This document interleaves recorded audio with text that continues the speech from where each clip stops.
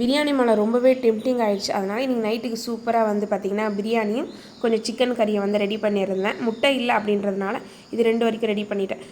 டக்குன்னு தான் ஞாபகம் வந்துச்சு, புதினா இல்லவே இல்லைன்னு சொல்லிட்டு கடகடன்னு ஓடி போயிட்டு வெளியே இருந்த புதினாவெல்லாம் கொஞ்சோண்டு கிள்ளிட்டு வந்துட்டேன். நைட் டைம்லாம் வந்து செடியில் கை வைக்கக்கூடாது, இருந்தாலும் அவசரத்துக்கு தேவைன்னு சொல்லிட்டு ஓடி போய் கிளீன் வந்துட்டேன். என் குட்டியை வந்து பார்த்திங்கன்னா வந்து என் கூடவே வச்சு தான் சமைக்கிறது. ஏன்னா வந்து பார்த்திங்கன்னா இனிய பையன் வந்து கொஞ்சம் துருதுருன்னு இருக்கவே கூடவே வச்சுக்கிறது. நீங்கள் கேட்பீங்க ஏன் டைனிங் டேபிள் மேலே போட்டிருக்கீங்க அப்படின்னு.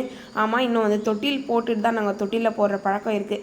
அதனால தான் வந்து பார்த்திங்கன்னா அந்த மாதிரி வந்து பெட்டு சோஃபா அப்படின்னு சொல்லிட்டு எங்கெங்கே கிடைக்குதோ அங்கங்கே வச்சுட்ருக்கேன் குழந்தைய. ஆனால் வந்து ரொம்ப சேஃபாகவும் சுற்றி வந்து தலைக்காணியெல்லாம் வச்சுட்டு தான் வைப்பேன். ஏனோ தானே வச்சுட்டு போகிறதுக்கெல்லாம் கிடையாது.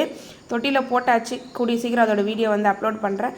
என்ன பேர் வச்சுருப்பேன்னு கெஸ் பண்ணியிருப்பீங்கன்னு நினைக்கிறேன். கண்டிப்பாக வந்து நாளைக்கு வர மினி விலாகில் ஷேர் பண்ணி வந்துடுறேன்.